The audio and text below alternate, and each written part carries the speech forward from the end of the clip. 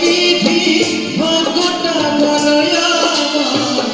আমার সুখে লেখার তারি ছিল না বুঝি তোমার কোন কলমের বিধি ভাগ্যটা বলো আমার সুখে লেখার তারি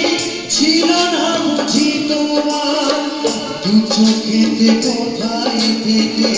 আসে এত জল এক জীবনে